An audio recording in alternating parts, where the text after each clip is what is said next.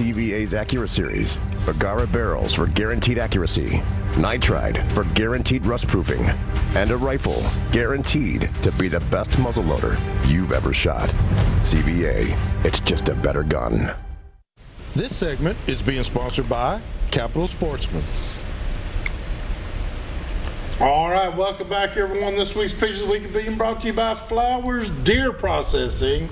By golly, I'm gonna tell you something. They're full, buddy. They got deer, they got venison everywhere. We got that cold front coming Saturday. They're fixing to be busy again. I tell you what, and it was good to see Jim Flowers was out fishing the other day. That's rare that he gets to go fishing during deer season. It's been a little slow, but I'm telling you what, it's coming. It's fixing to pick up, boys. Well, here on our pictures this week, the first picture I've got here, this was sent to us by Facebook. This is Ricky Pentecost with a really nice 10-point buck that he got the other day.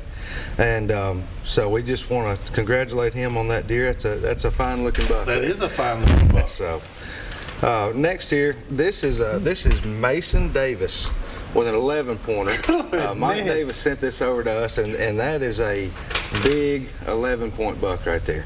So he has set his bar high, and so he's. Well, now how old is that young man there? You know, I'm not sure. He did not include the age. That deer's about twice his size. It is. I don't know.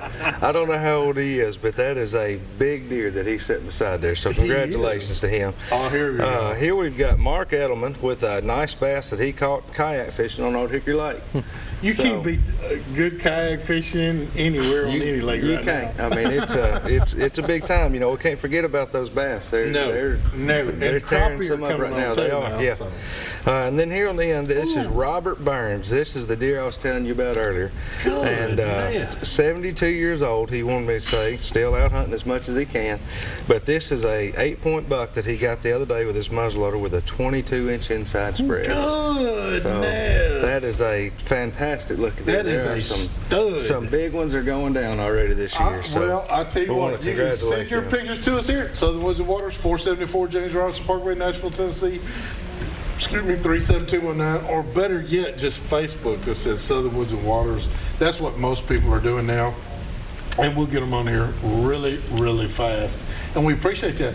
But while we're talking about it, I do want to say, fishing is getting better. Yeah, we've been getting some reports of better. Yeah. Crappie are starting to pick up, ladies and gentlemen. So, you know, if you're not filling the freezer with venison, you might want to fill it with crappie. Or if you're one of those guys that's already tagged out, you know. Hey, yeah, we got one that's here that's already tagged out. We got some tagged out people around here. Over here. So it needs to be crappie fishing and letting us know where they are. So you know, that's right. So we go do a show on that. Yeah. I can do this as much as I can do. They taste mighty good. They do. And I tell you what, it is that time of year. Water temperatures are dropping. Percy Priest is at a little over summer pool. Now they've got four. They got 4 of the doors open. Yeah. They're trying to drop it down because we got more rain coming. Yeah, I was going to say, that heavy rain the other day got them up pretty good. So there's a lot of current stirring. So usually current means food.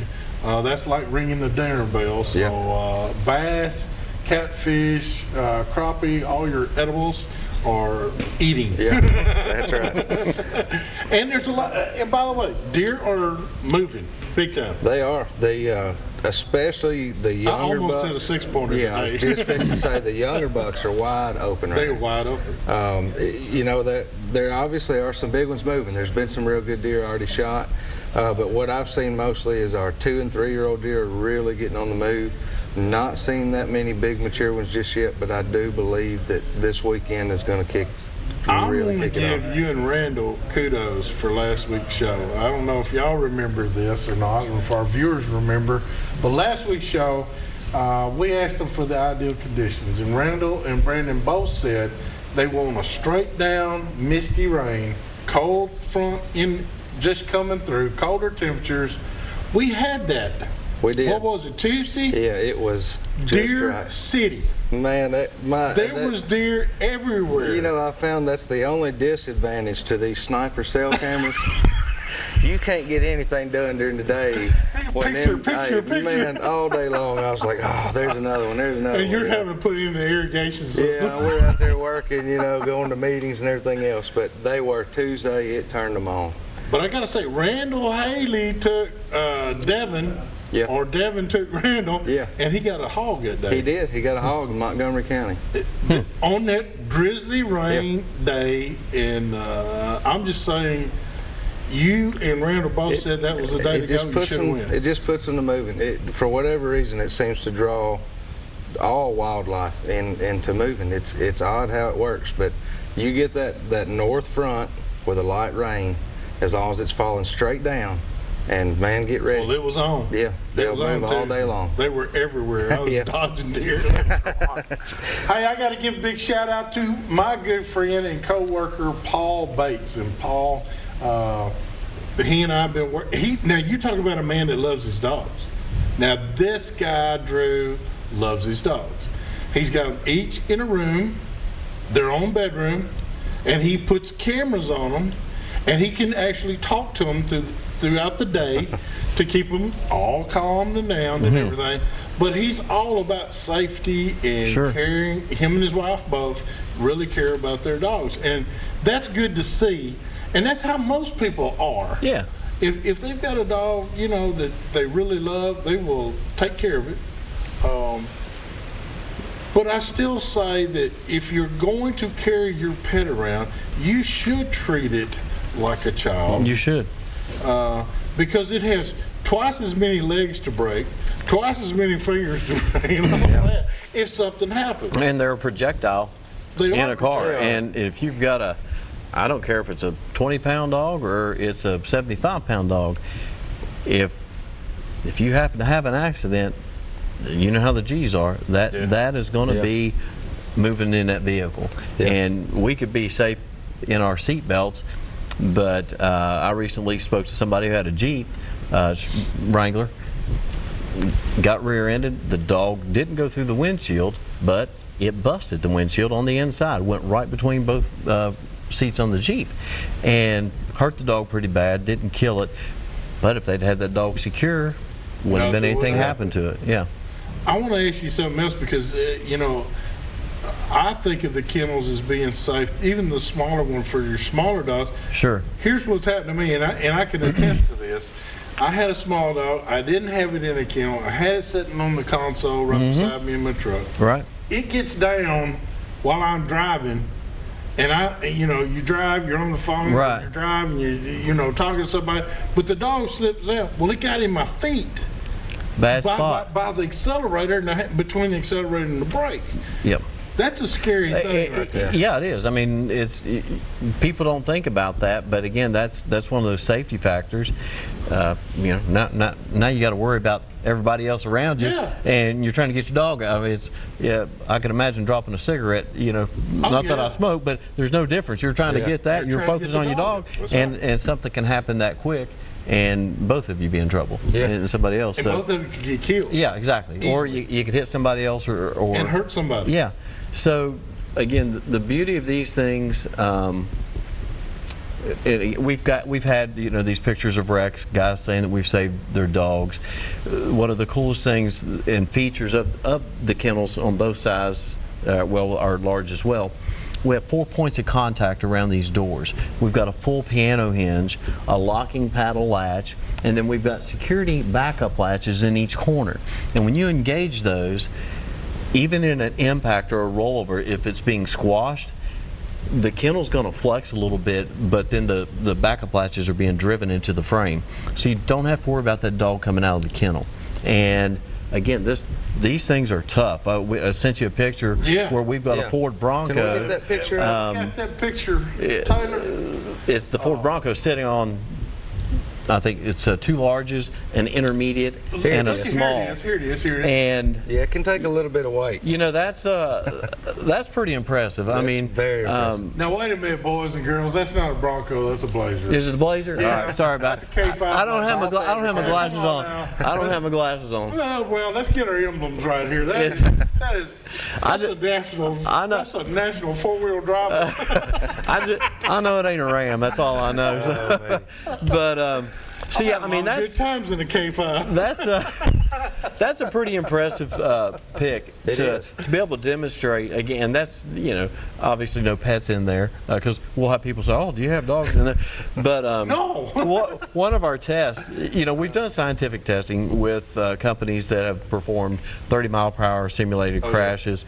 We've tried to crush the kennel with 4,000-pound PSI, and literally we have broken. This company is called MGA out of Michigan. We broke 3 of their presses, and we while they were trying to crush the kennel, we asked them to bump it to 6 and 8, and they're like, "No, you've broken 3 of our presses. We're not doing anything else." Yeah. So, and then, you know, we have the redneck testing, which is the fun testing.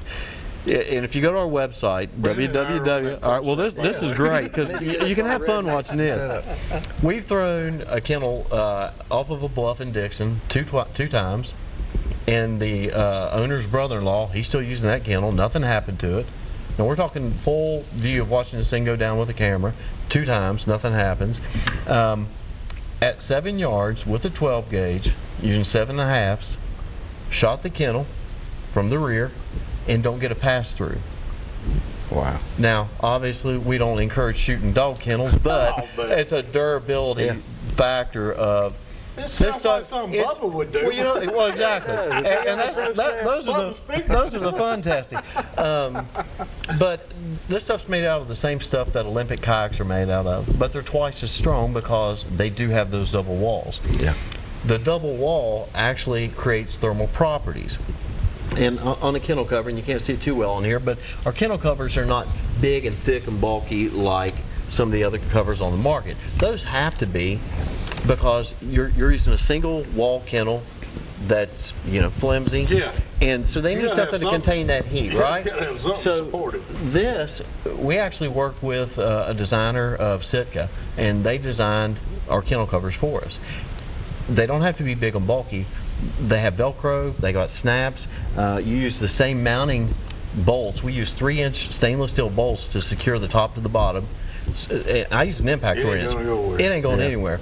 So you put this cover on here, you can take the kayak handles off, reinstall them over top through the grommets, and it works phenomenally well. Well, we got to take another break. Sure. We got to pay some more bills here. I'll tell you what you got for us, buddy? Well, right now we've got our product of the week coming up. We've got this week's product of the week is being brought to you by our good friends at Caney Fork Outdoors. And you can go down and see them in Donaldson, see what Ryan's got going on down there. Or if you want to go up to the Caney Fork exit there and get off and go up there by the Center Hill Dam, you can catch them at the Big Rock Market. Well, I'm going to tell you, they got a little Christmas music going on over there at Donaldson Shopping Plaza. I'm telling you, it's beginning to look a lot like Christmas over there. That's right. That's right. Well, what I've got this week, just a little while back, I gave a tip that I got from a good friend of mine named Steve Brandon about using the thermocells to put like asterisk or something like that in, turn it on and use it. Well, what this is this is a clip that is made by HME Products, and what this is, it's just, I leave these in all my stands. I leave one of these hanging, and it's basically a holster clip to hold your thermocell repellent. Yep. And what I like about it is, like I say, I just leave them with each stand wherever I'm at, so when I get up there I can just take it out and hang it up. But if you're going to use it like Steve suggested, it's a great way to hang it in the side of a tree and turn it on. That's right, and keep it on ground level. So you could put it down there, clip it in, get it on, go up your ladder and sit there. That's right, and it'll be down there on ground level where you want it to be. This morning, there wasn't no skeeters. No, wasn't no skeeters. It's time to use it wasn't any for skeeters scent this now. morning. No, that's right. They froze their little nubbins off. Yeah. They were done. Oh, me. Well, we got to take a break. We'll be right back here in just a minute with some more Southern Woods and Waters.